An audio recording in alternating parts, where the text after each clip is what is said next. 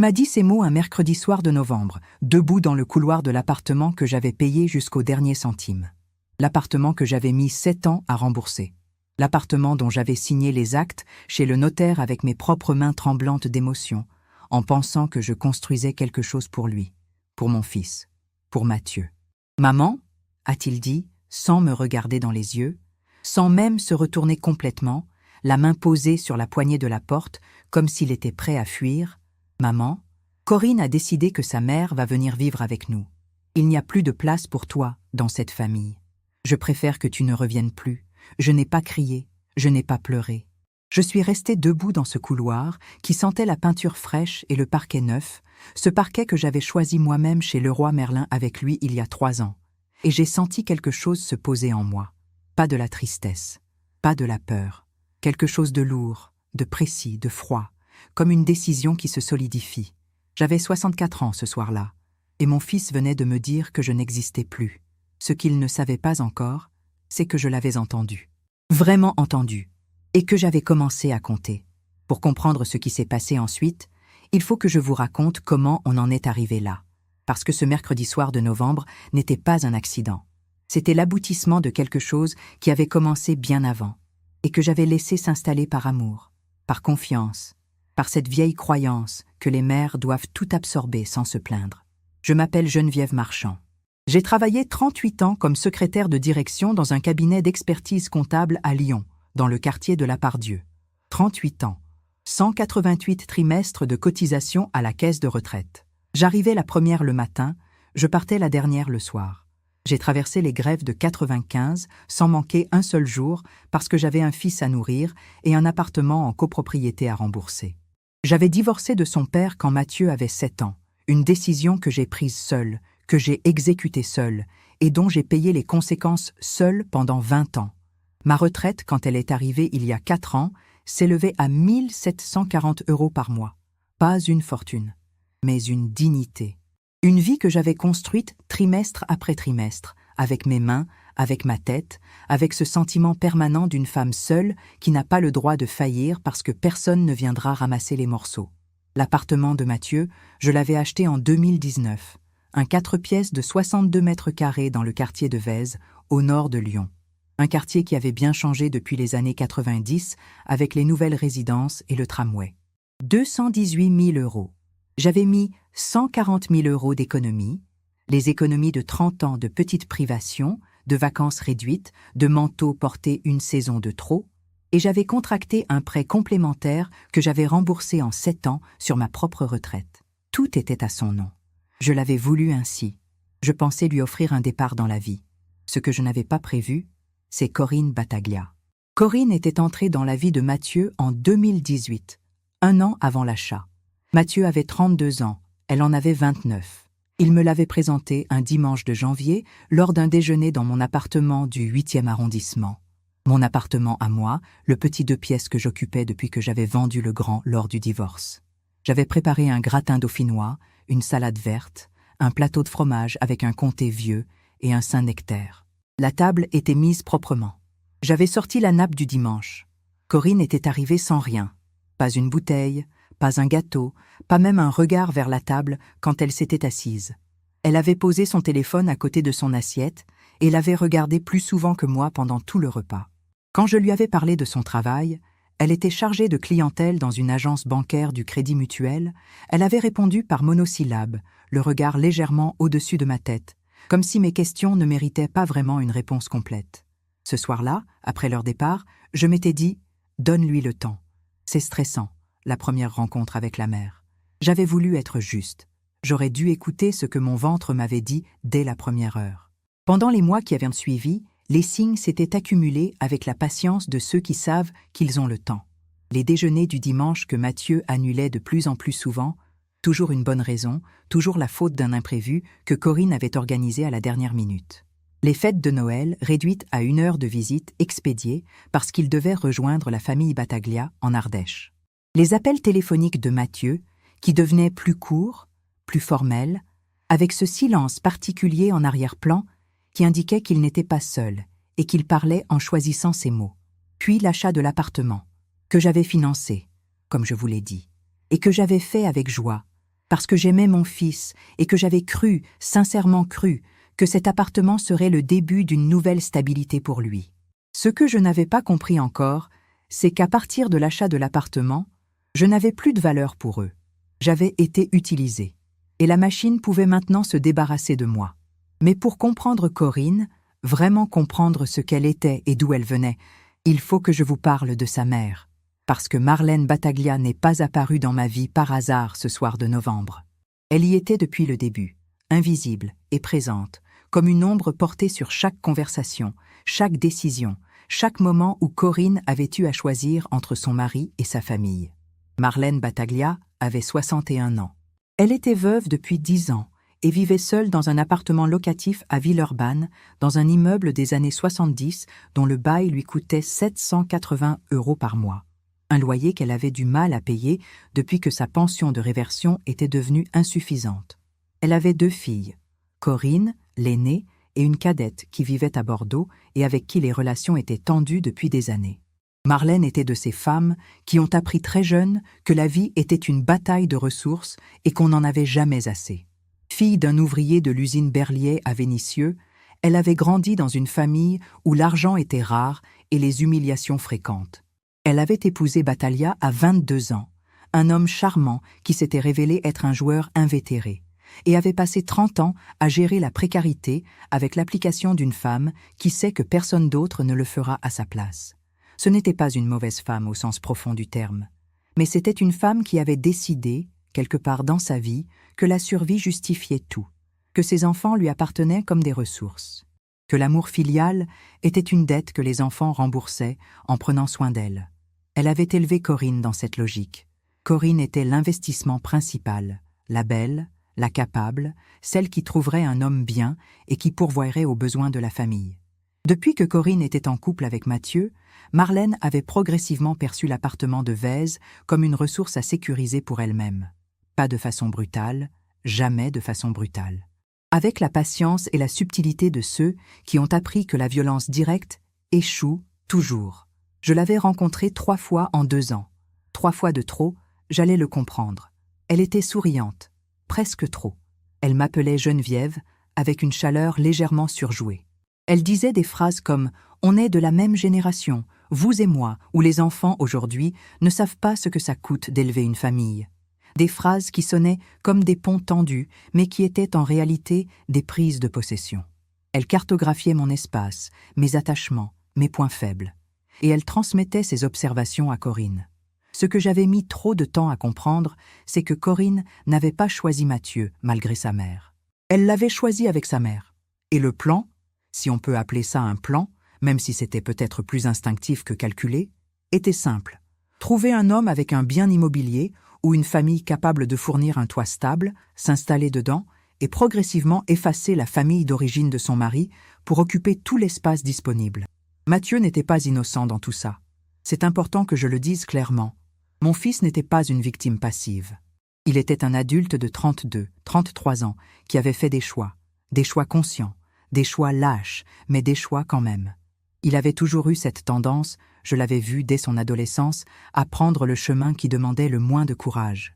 Pas par méchanceté, par paresse morale, par besoin de paix immédiate. Quand Corinne lui avait dit que mes visites trop fréquentes la mettaient mal à l'aise, il avait annulé les visites sans me donner d'explication réelle.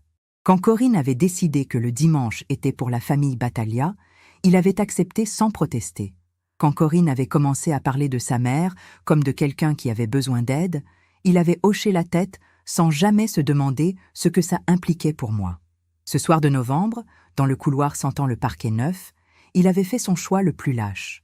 Et pour la première fois, ce choix avait un prix qu'il ne voyait pas encore. Je suis rentrée chez moi à pied ce soir-là. Il bruinait, une de ces pluies lyonnaises fines et froides qui s'infiltrent sous les manteaux. J'avais marché depuis Vèze jusqu'à mon appartement du 8e arrondissement, 40 minutes à pied, les mains dans les poches, sans accélérer le pas.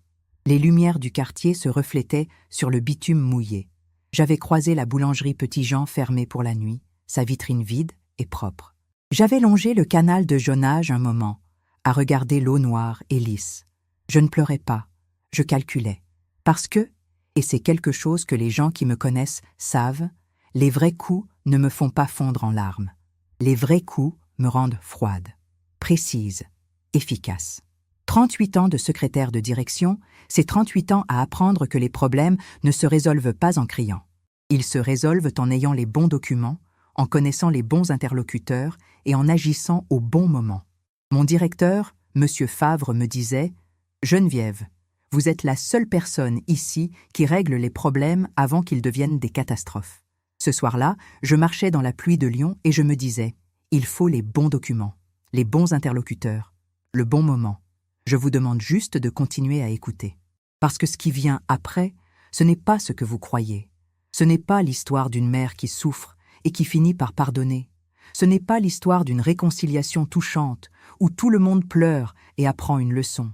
C'est l'histoire d'une femme de 64 ans qui a décidé que l'amour sans respect n'est pas de l'amour et qui a prouvé, document par document, euro par euro, que les choix ont des conséquences.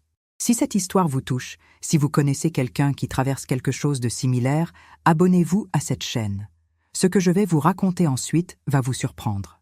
Le lendemain matin, j'ai fait 3 choses.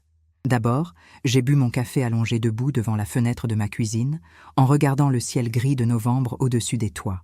Puis, j'ai ouvert le tiroir du bureau où je range mes documents importants. Les actes de propriété, les relevés de compte, les courriers recommandés, la correspondance du notaire. Et j'ai commencé à lire. Ensuite, j'ai appelé Maître Sylvie Bontemps. Maître Bontemps était avocate spécialisée en droit de la famille et droit patrimonial, avec un cabinet rue de la République dans le 1er arrondissement de Lyon. Je la connaissais depuis 18 ans. Elle avait géré mon divorce.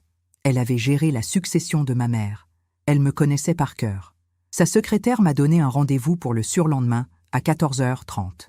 La 3e chose que j'ai faite, c'est appeler Jacqueline. Jacqueline Moret était mon amie depuis 42 ans. On s'était connus à 22 ans dans une formation professionnelle à la Chambre de commerce de Lyon. Elle avait été assistante de direction dans une grande étude notariale pendant 30 ans. Elle connaissait les rouages du droit immobilier et successoral comme elle connaissait le plan de sa propre cuisine. Elle vivait à Caluire, à 1/4 d'heure de chez moi. Je lui ai tout raconté, en détail, sans omettre aucun fait. Il y a eu un silence sur la ligne.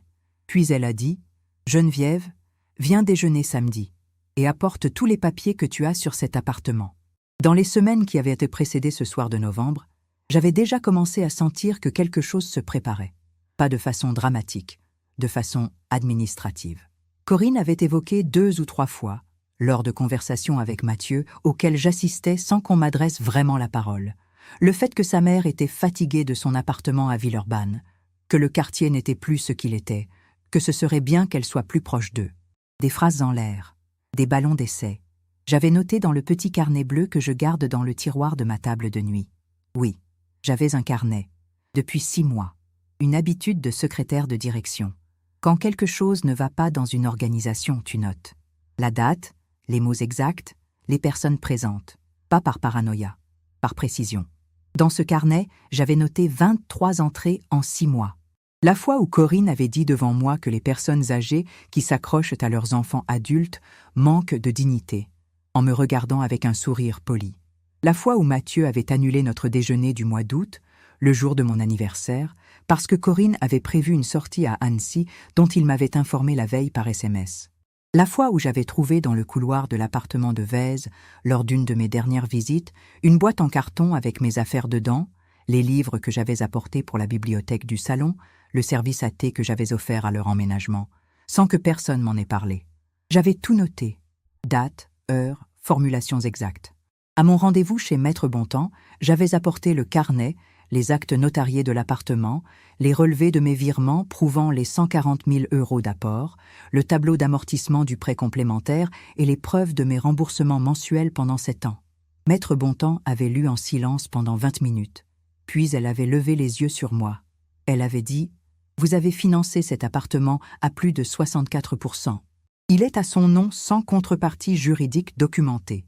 Techniquement, vous avez fait une donation déguisée. Selon les circonstances, certaines dispositions du Code civil pourraient nous permettre d'envisager une action en rapport. Mais je veux d'abord vérifier quelque chose. Est-ce que vous avez quelque chose par écrit, SMS, email, lettre, où il reconnaît explicitement votre contribution ? J'avais ouvert mon téléphone et lui avais montré les SMS de Mathieu de 2019 lors de l'achat. Il y disait, en toutes lettres, « Maman, sans toi cet appart n'aurait jamais été possible. Je te rembourserai d'une façon ou d'une autre. Je te le jure. » Maître Bontemps avait souri. Un sourire de juriste satisfaite. Elle avait dit « Conservez ces messages précieusement. » Et continuez à noter tout ce qui se passe. On va voir comment les choses évoluent. En rentrant du cabinet, j'avais acheté une baguette tradition chez le boulanger de la rue Mercière. Ce boulanger que je fréquente depuis 20 ans, qui connaît mon prénom et me réserve toujours une des dernières tourtes aux noix du vendredi. Le pain était encore chaud. Je l'avais mangé en marchant, avec un peu de beurre que j'avais dans mon sac. Et pour la première fois depuis des semaines, j'avais senti quelque chose s'alléger en moi. Pas de la joie, pas encore, mais la sensation d'avoir repris ma propre barre. Les 2 mois qui avaient suivi ce soir de novembre avaient été les plus étranges de ma vie. Étranges parce que j'avais fait 2 choses simultanément et contradictoires en apparence. J'avais souffert, vraiment souffert, avec la douleur sourde et profonde d'une mère dont le fils l'a rejetée. Et en même temps, j'avais travaillé, méthodiquement, patiemment, en silence. La souffrance, je ne vais pas vous la minimiser. Il y avait des matins où je me réveillais à 5 heures avec cette pensée qui tombait sur moi comme une pierre. Mon fils ne veut plus me voir. Il y avait des dimanches, les dimanches qui avaient toujours été nos jours depuis qu'il était petit, où le silence de mon appartement avait une texture particulière, lourde et poreuse à la fois. Il y avait des moments où je passais devant des vitrines de jouets ou de livres d'enfants en pensant que si Mathieu avait un jour des enfants, je ne les connaîtrais peut-être jamais. Mais la douleur, chez moi, a toujours fonctionné comme un combustible, pas comme une paralysie. Jacqueline était venue 3 fois chez moi en 2 mois. On s'asseyait à la table de la cuisine avec nos cafés. Elle prenait un café noir, moi un café allongé avec un nuage de lait, et on étalait les documents. Elle connaissait les procédures notariales de l'intérieur. Elle savait ce qui était récupérable et ce qui ne l'était pas. Elle savait aussi ce que signifiait, dans le droit successoral français, le fait qu'un enfant qui a bénéficié d'une donation importante puisse voir cette donation rapportée à la succession. Lors de notre 2e réunion, en décembre, elle avait posé son café et m'avait regardé sérieusement. Elle avait dit « Geneviève, je dois te dire quelque chose. J'ai vérifié dans les registres de la publicité foncière. L'appartement de Vèze est au nom de Mathieu seul, comme tu le sais. Mais il y a eu une chose intéressante. En mai dernier, 6 mois avant qu'il te dise de partir, il a constitué une SCI avec Corinne Battaglia, la société civile immobilière Battaglia Marchand, et il y a apporté l'appartement. J'avais senti le sang quitter mon visage. Jacqueline avait continué, posément. Cela signifie que l'appartement n'est plus directement à son nom personnel. Il appartient maintenant à la SCI. Et dans les statuts de cette SCI, la gérance a été attribuée à Corinne. J'avais mis 1 minute à intégrer ce que ça voulait dire. Puis, j'avais dit, très calmement, « Donc, il a donné le contrôle de l'appartement que j'ai financé à sa femme. » Sans me le dire. Jacqueline avait hoché la tête. J'avais pris une longue gorgée de café. Dehors, il neigeait légèrement, une neige rare à Lyon qui rendait le quartier blanc et silencieux. J'avais regardé les flocons tomber sur le bord de la fenêtre. Puis j'avais dit, « Très bien. Qu'est-ce qu'on peut faire ?» Dans les jours qui avaient suivi cette révélation, j'avais fait plusieurs choses en parallèle. D'abord, j'avais mandaté un huissier de justice, maître Armand Chapuis, recommandé par maître Bontemps, pour effectuer un constat officiel. Le constat portait sur un fait précis. Lors de ma dernière visite à l'appartement de Vèze, j'avais pris plusieurs photos avec mon téléphone des documents que j'avais aperçus sur le bureau du salon, dont la première page des statuts de la SCI et un relevé de compte de la société au nom de Corinne Battaglia. Ces photos constituaient la base du constat. Maître Chapuis avait également constaté, sur la base de captures d'écran que je lui avais fournies, les SMS de Mathieu reconnaissant ma contribution à l'achat. Ensuite, j'avais écrit à Mathieu. Une lettre recommandée avec accusé de réception, rédigée par maître Bontemps, lui notifiant formellement que je considérais ma contribution de 140 000 € à l'achat de l'appartement comme une avance sur succession et non comme une donation, et que j'entendais faire valoir mes droits dans le cadre de la succession future ou dans le cadre d'une action en justice, si nécessaire. Je savais qu'il allait appeler, et qu'il ne comprendrait pas. Il avait appelé 2 jours plus tard. Sa voix était tendue, légèrement haut perchée comme quand il était adolescent et qu'il avait fait une bêtise. Il avait dit « Maman, c'est quoi cette lettre? Tu me menaces ?» J'avais répondu posément « Non, Mathieu, je t'informe. C'est différent. » Il y avait eu un silence. Puis, Corinne dit que tu fais ça pour te venger parce qu'on ne veut pas de toi ici. J'avais dit « Corinne peut dire ce qu'elle veut. Les documents ne parlent pas, eux. Ils existent. » Il avait raccroché. Je n'avais pas rappelé. Ce que je ne savais pas encore, c'est que dans les semaines qui suivaient, Corinne avait commencé à faire quelque chose que les manipulateurs font toujours quand ils sentent le terrain se dérober sous leurs pieds. Elle avait commencé à se retourner contre Mathieu lui-même. Jusqu'alors, Mathieu avait été l'instrument docile. Mais un instrument docile devient encombrant quand il commence à poser des questions. Et Mathieu, après avoir reçu ma lettre recommandée, avait commencé à poser des questions. Il avait demandé à Corinne pourquoi elle lui avait proposé de créer la SCI sans lui expliquer clairement ce que ça impliquait pour sa relation avec moi. Il avait demandé pourquoi sa signature se trouvait sur des statuts qu'il n'avait pas entièrement lus. Il avait demandé où était passé l'argent du compte joint qu'ils avaient ouvert en début d'année et sur lequel il avait versé sa prime annuelle de 4 200 €. Corinne n'avait pas aimé ces questions. C'est Jacqueline qui m'avait appris la suite. Elle tenait cette information d'une voisine de Vèze qui connaissait une amie de Mathieu, dans ces réseaux de quartier qui fonctionnent comme des fils invisibles. Les disputes dans l'appartement avaient commencé fin janvier. Des disputes audibles dans le couloir de l'immeuble, selon la voisine du dessus, Madame Ferreira, qui avait commencé à en parler à son tour.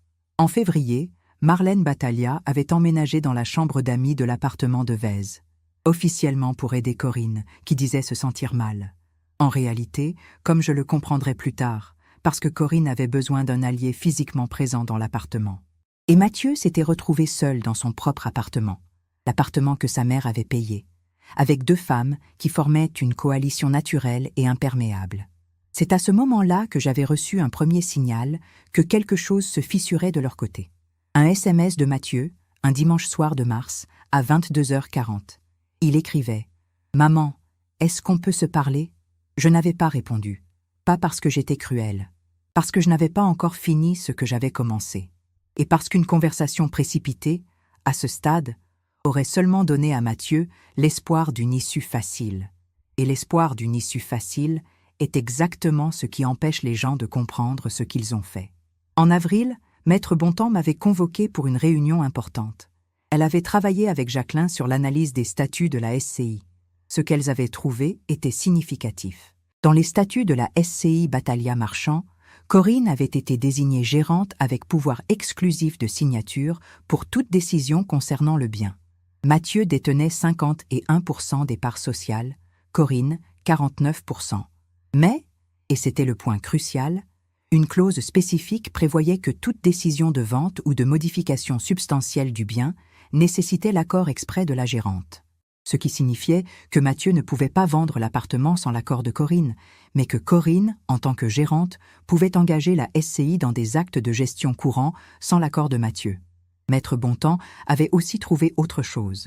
Dans les comptes de la SCI, qu'elle avait pu consulter partiellement via le greffe du tribunal de commerce, des virements avaient été effectués depuis le compte de la société vers un compte personnel au nom de Corinne Battaglia.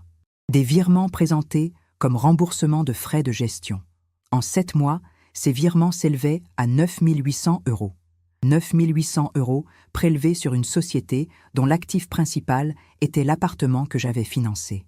J'avais écouté Maître Bontemps m'expliquer tout ça, assis dans son bureau du 1er arrondissement, avec la vue sur la rue de la République et le bruit lointain du tramway. Il faisait un printemps doux ce jour-là. Les platanes avaient leurs premières feuilles. J'avais le sentiment étrange d'être dans un film dont j'écrivais moi-même le scénario. Maître Bontemps avait dit « On peut déposer une plainte pour abus de biens sociaux concernant les prélèvements de Corinne. Et concernant votre contribution, on peut saisir le tribunal judiciaire pour une action en requalification de la donation et en rapport à succession. C'est du travail, mais c'est solide. » J'avais dit « Faites-le. » Elle avait dit « Ça va créer des turbulences importantes dans la vie de votre fils. » J'avais dit « Il a fait ses choix. » Elle m'avait regardé une seconde, puis elle avait hoché la tête et ouvert son ordinateur. Ce que je n'avais pas anticipé, et que j'allais apprendre très vite, c'est que les turbulences avaient déjà commencé sans moi. En avril, Corinne avait entamé une procédure de divorce. Elle avait informé Mathieu par lettre de son avocat, un vendredi soir, en rentrant du travail. La lettre avait été déposée par un huissier à 19h15. Mathieu était seul dans l'appartement quand il l'avait ouverte. Corinne et Marlène étaient parties le matin même avec les bagages essentiels dans la voiture de Marlène. C'était un vendredi du mois d'avril, à 19h30 environ, que mon téléphone avait sonné. Le nom de Mathieu était apparu sur l'écran. J'avais regardé le téléphone sonner. 1 fois, 2 fois, 3 fois, puis j'avais décroché. Sa voix était méconnaissable, cassée, hachée, avec ses inspirations saccadées de quelqu'un qui a pleuré depuis des heures. Il avait dit « Maman, elles sont parties. Elles ont pris l'argent du compte joint.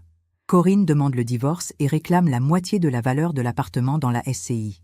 Et elle dit que tu as attaqué la SCI en justice et que c'est ta faute si tout s'effondre. » Je l'avais laissé parler. Je n'avais pas interrompu.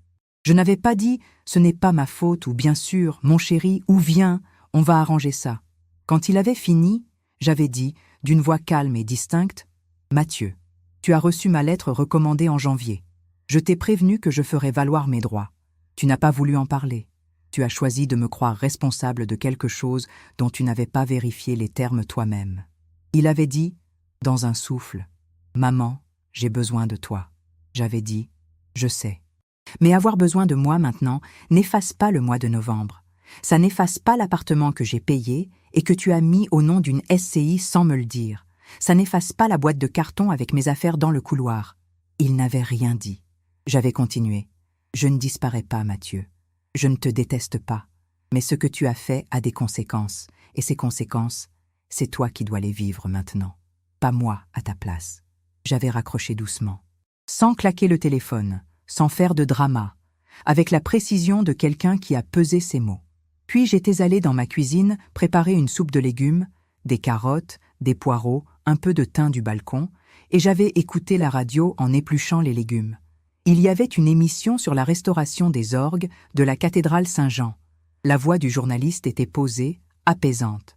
La soupe avait embaumé tout l'appartement. Pour la première fois en des mois, j'avais dormi d'un seul trait jusqu'à 7 heures du matin. Les mois qui suivirent furent les plus actifs et les plus silencieusement satisfaisants de ma vie. Maître Bontemps avait déposé, en mai, 2 procédures distinctes. La première, une plainte auprès du procureur de la République de Lyon pour abus de biens sociaux concernant les 9 800 € prélevés par Corinne sur les comptes de la SCI à son profit personnel. La seconde, une saisine du tribunal judiciaire de Lyon pour une action en rapport à succession de la somme de 140 000 € que j'avais versée à l'achat de l'appartement, sur la base de la reconnaissance explicite de Mathieu dans ses SMS et de l'ensemble des preuves documentaires que nous avions réunies. En parallèle, Maître Bontemps avait aussi contacté, au nom de Mathieu cette fois, car il m'avait finalement donné mandat d'agir en son nom dans ce dossier, après une longue conversation téléphonique où j'avais expliqué ce que je faisais et pourquoi, le cabinet d'avocats de Corinne pour contester les modalités de la SCI et demander sa dissolution. Le divorce et la dissolution de la SCI avançaient en parallèle. C'était un enchevêtrement juridique complexe, et je ne vais pas vous en exposer tous les détails techniques. Ce qui importait, c'est ce que chaque procédure révélait. La dissolution de la SCI avait nécessité un audit des comptes. Cet audit, conduit par un expert comptable mandaté par le tribunal de commerce, avait révélé que les prélèvements de Corinne ne s'élevaient pas à 9 800 €. Ils s'élevaient à 22 300 € sur 16 mois. Les remontées étaient antérieures à ce que nous avions d'abord identifié. Des prélèvements présentés sous des libellés variés, remboursement frais gestion, honoraires direction, avance travaux. Aucun de ces prélèvements n'avait de justificatif. Quand l'expert comptable avait présenté ses conclusions à l'audience du tribunal de commerce, le silence dans la salle était presque palpable. Corinne était présente avec son avocat. Elle portait un tailleur bleu marine, le genre de tenue qu'on choisit pour paraître sérieuse et honnête. Elle regardait droit devant elle, sans ciller, mais ses mains, posées sur la table, étaient rigides. La juge avait dit, d'une voix neutre et précise, comme toutes les voix de magistrats que j'ai entendues dans ma vie, « Madame Battaglia, pouvez-vous nous expliquer sur quelle base vous avez prélevé ces sommes sans documentation justificative ?» L'avocat de Corinne avait répondu pour elle. La réponse avait pris 4 minutes et n'avait rien dit. La juge avait hoché la tête et noté quelque chose. J'étais assise dans la salle d'audience avec Maître Bontemps, dans un rang de bancs en bois verni qui sentèrent la cire ancienne. Dehors, par une fenêtre haute, on apercevait un rectangle de ciel d'été blanc et chaud. Je gardais les mains dans les genoux, les doigts croisés, tranquille. Mathieu était assis 2 rangs derrière moi. On ne s'était pas parlé avant l'audience.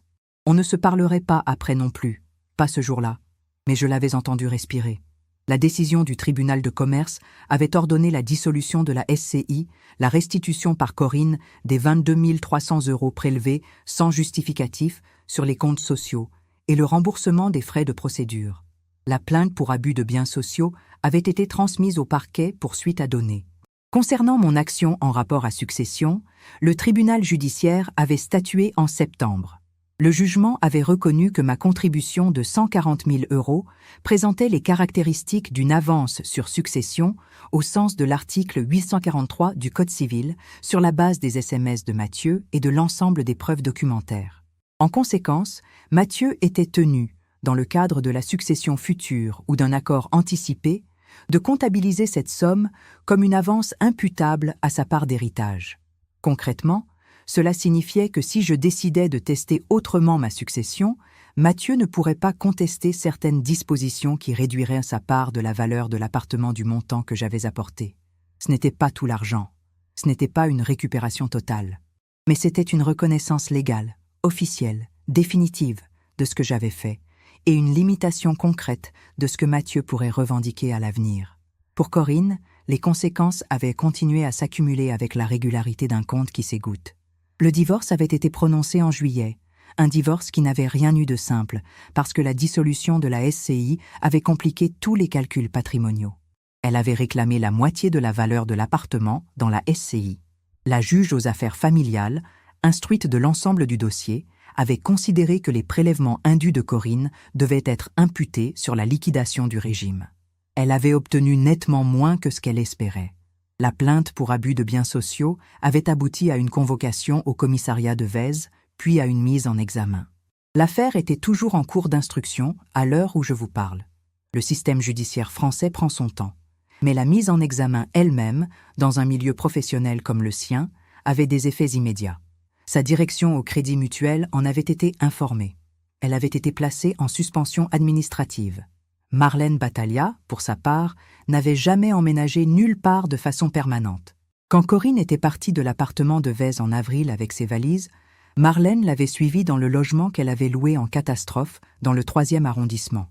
Un appartement plus petit encore que le précédent à Villeurbanne, avec un loyer de 840 € par mois et une cuisine qui donnait sur une courette sans soleil.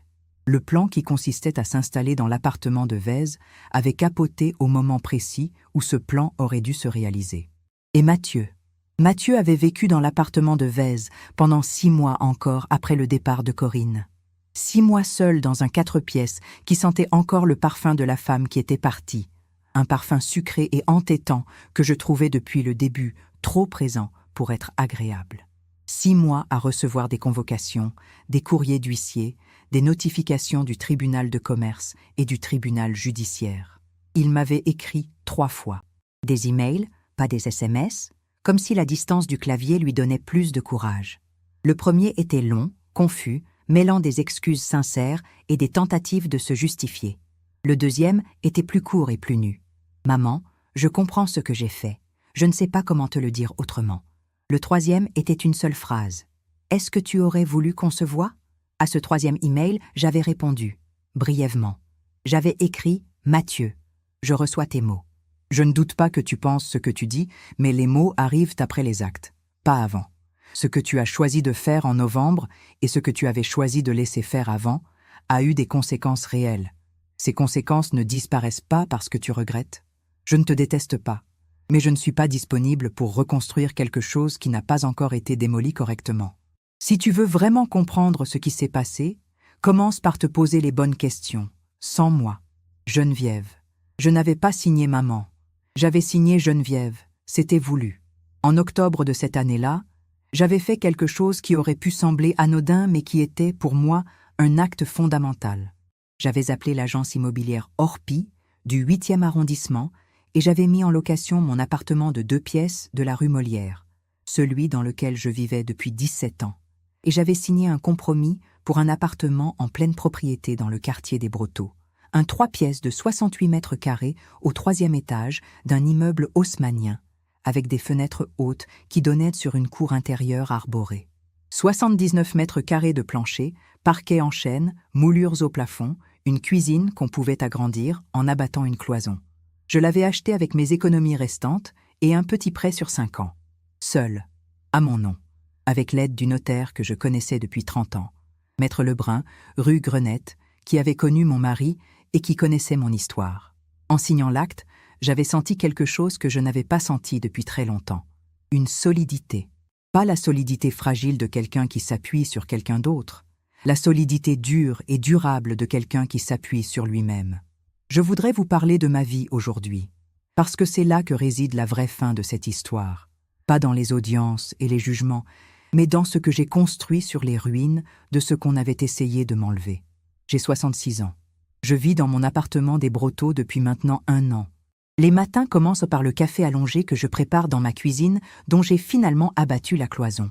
La cuisine est maintenant grande et lumineuse, avec une vue sur la cour où il y a un platane centenaire que je regarde pousser ses premières feuilles à chaque printemps.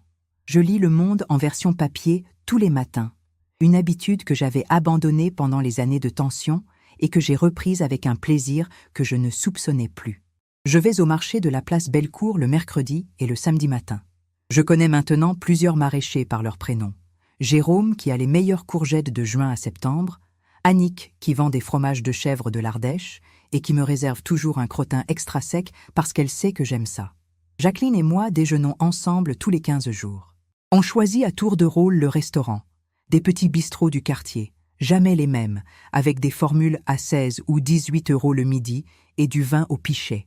On parle de tout et de rien, comme on le fait depuis 42 ans, avec cette facilité particulière des amis de longue date qui n'ont plus rien à prouver. J'ai rejoint une association de randonnée qui part chaque dimanche matin à 8 h depuis la place Carnot. On marche entre 15 et 25 km selon les semaines, dans les Monts d'Or au nord de Lyon, dans le Pilat, parfois jusqu'au plateau de la Dombes. Je rentre le soir avec les jambes fatiguées et les poumons propres et je prépare un plat mijoté. Une blanquette de veau, un pot-au-feu, un gratin de cardon en hiver, que je mange en regardant par la fenêtre la cour s'assombrir doucement. J'ai aussi recommencé quelque chose que j'avais abandonné à 30 ans faute de temps, le dessin. Je suis inscrite dans un atelier d'art plastique dans le 6e arrondissement, où nous travaillons le fusain et l'aquarelle 2 soirs par semaine. Je ne suis pas douée, mais je suis là et ça me suffit. Il y a un homme dans cet atelier, Bernard Clavelier, 68 ans, ancien professeur de lettres au lycée du Parc, veuf depuis 3 ans. On parle pendant les pauses, autour du café que l'animatrice prépare à mi-séance. Il parle de Montaigne et de Flaubert avec une passion qui me rappelle que j'ai aimé lire avant que la vie rétrécisse trop. On est allé voir une exposition au musée des Confluences ensemble, un samedi d'automne. Puis un concert de musique de chambre à l'auditorium. Je ne sais pas encore ce que c'est, ce qu'on est l'un pour l'autre. Peut-être que ça restera une belle amitié. Peut-être que ça sera autre chose. Dans tous les cas, je suis là, entière, sans avoir besoin de personne pour valider mon existence. En décembre dernier, j'ai passé Noël avec Jacqueline et son mari, avec ma belle-sœur Hélène, la sœur de mon ex-mari avec qui j'ai gardé de bonnes relations pendant 30 ans, et avec 2 de ses enfants adultes qui m'ont toujours traité comme une tante. On a mangé un chapon rôti avec une farce au marron, un gratin dauphinois et une bûche au chocolat amer que Jacqueline fait chaque année depuis qu'on la connaît. Il y avait du vin de Bourgogne, un pinot noir de la Côte de Nuit qu'Hélène avait apporté d'une visite en cave en novembre. On avait ri beaucoup, jusqu'à 23 h. C'était le premier Noël depuis longtemps où je ne m'étais pas endormie en me demandant si j'avais fait quelque chose de mal. Il faut que je vous parle de Mathieu. Non pas parce que j'y pense constamment, je n'y pense pas constamment, mais parce qu'il fait partie de cette histoire et qu'on ne peut pas clore une histoire sans en parler honnêtement. Mathieu vit maintenant dans un appartement en colocation dans le 2e arrondissement de Lyon. Il travaille toujours. Il est chef de projet dans une entreprise de logiciels, un emploi stable qu'il a eu il y a 5 ans et qu'il a conservé malgré tout. Il a vendu l'appartement de Vèze en novembre dernier. La dissolution de la SCI et les frais accumulés l'y avaient contraint. Après remboursement du prêt résiduel, des frais de procédure et du rapport à succession que j'avais fait reconnaître, il lui était resté une somme modeste. Pas de quoi racheter quelque chose seul à Lyon. Je sais tout ça parce que Jacqueline me le dit parfois. Elle a gardé des relations dans le quartier. Je ne lui ai pas demandé de surveiller Mathieu. Elle me rapporte ce qu'elle entend naturellement. Je ne cherche pas à savoir s'il va mieux. Ce n'est pas de la cruauté, c'est de la clarté. Mathieu est un adulte. Il a les ressources pour trouver ses propres réponses. Ce n'est pas mon rôle de les trouver à sa place. Il m'a envoyé un message pour Noël. Une phrase simple. « Joyeux Noël, maman. Je pense à toi. » Je lui ai répondu 3 mots. « Passe un bon Noël. » Pas plus. Ce n'était ni froid ni chaleureux. C'était la vérité de là où j'en suis. Peut-être qu'un jour, dans quelques années, on pourra avoir une vraie conversation. Une conversation où il sera capable de dire ce qu'il a fait sans chercher à l'expliquer ou à le minimiser, et où je pourrai écouter sans que ça me coûte ma paix. Peut-être. Je ne ferme pas la porte à clé, mais je ne l'entrouvre pas non plus. Ce que j'ai appris, à 66 ans, dans cet appartement des Brotteaux avec le platane dans la cour et le café du matin qui fume sur la table, c'est ceci. L'amour sans respect n'est pas de l'amour. C'est de l'habitude, c'est de la peur, c'est du confort, mais ce n'est pas de l'amour. Et quand on confond les deux assez longtemps, on finit par accepter des choses qu'on ne devrait jamais accepter. La loi française est là. Elle est précise, elle est accessible et elle protège ceux qui prennent le temps de comprendre leurs droits. Pendant des années, j'avais l'impression que la justice était quelque chose pour les autres, pour les gens qui avaient plus d'argent, plus d'instruction, plus de courage. Je me trompais. La justice est pour ceux qui se lèvent et qui frappent à la bonne porte avec les bons documents. Le pardon n'est pas une obligation. On vous dira que le pardon libère celui qui pardonne, pas celui qui est pardonné. C'est vrai dans un sens.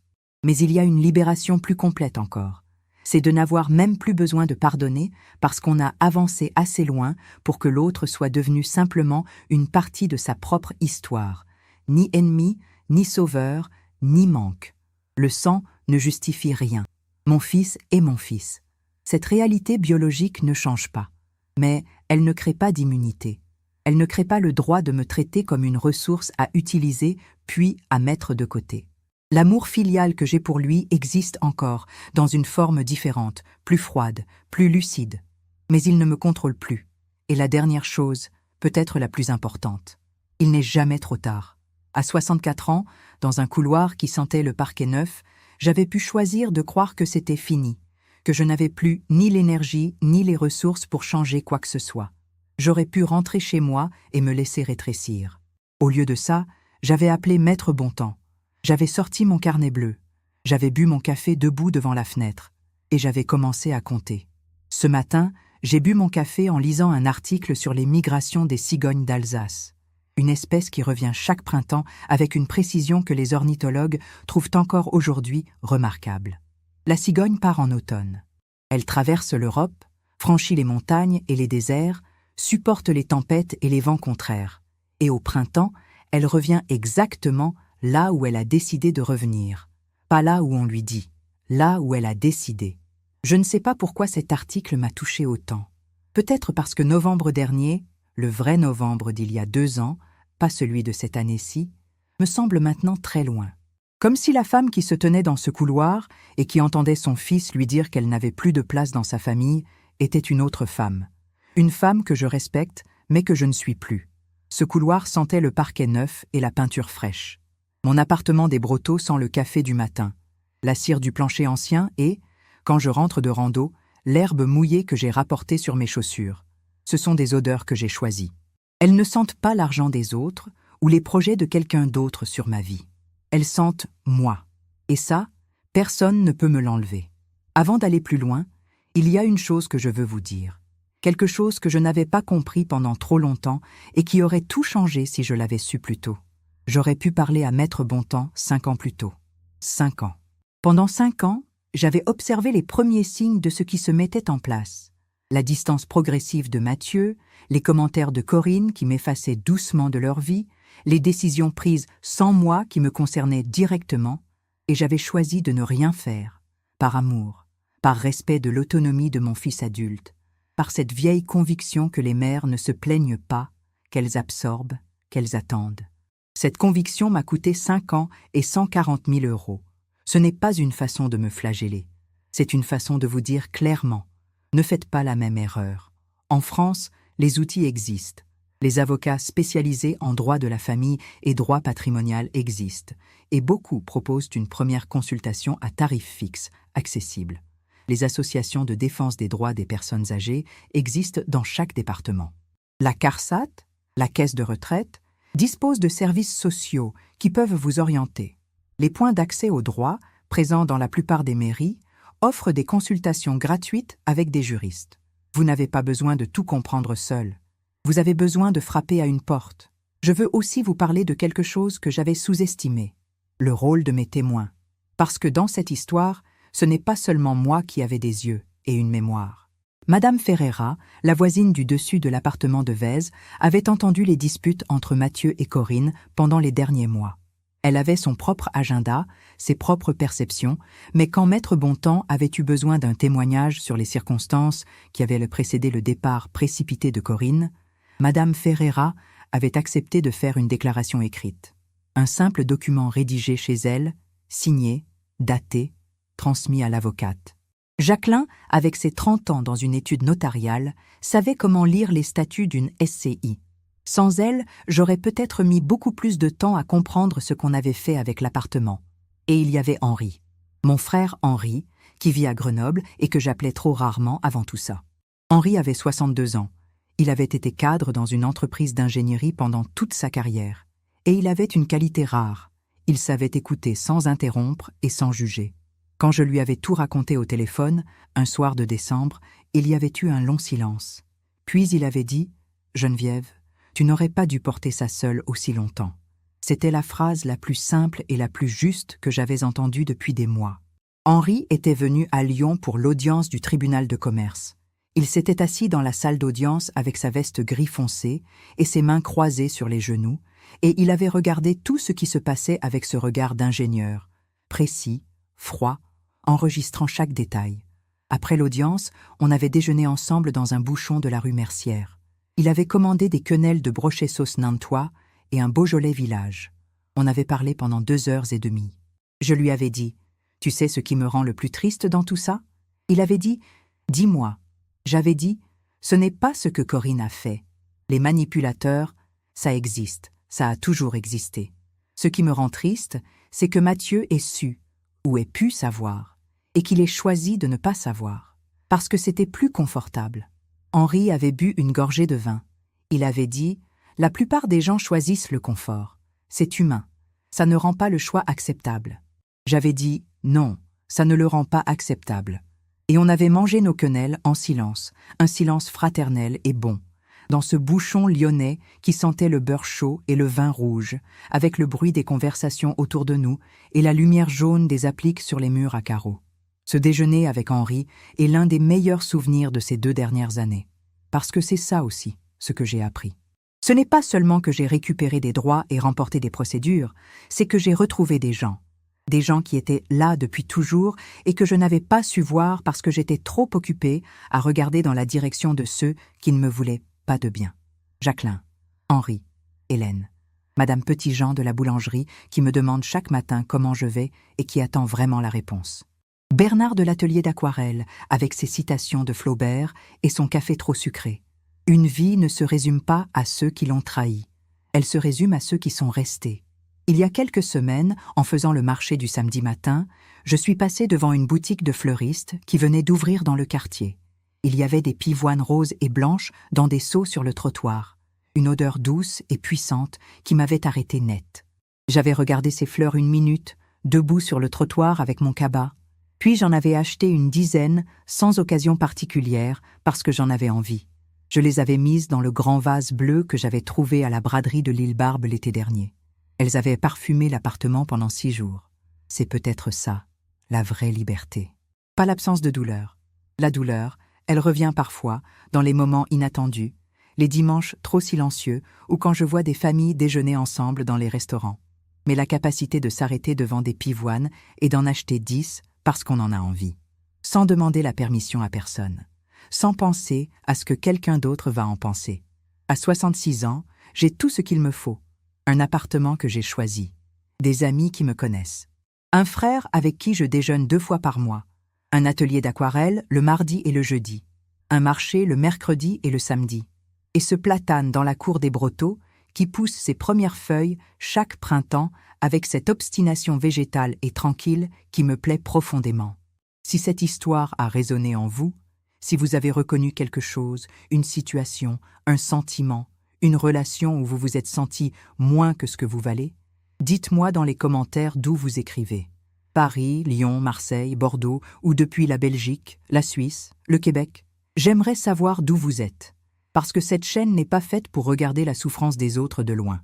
Elle est faite pour rappeler que les instruments existent, que les droits existent, que vous n'avez pas besoin du pardon de qui que ce soit pour reconstruire votre propre vie. Likez cette vidéo si vous pensez qu'une autre femme devrait l'entendre. Abonnez-vous pour ne pas rater ce qui vient. Et activez la cloche. Parce que les prochaines histoires que je vais vous raconter sont tout aussi vraies, tout aussi documentées et tout aussi résolues. Je m'appelle Geneviève. J'ai 66 ans. J'ai un appartement à mon nom dans les Brotteaux, un café qui fume le matin et un platane dans la cour. Et je n'attends personne.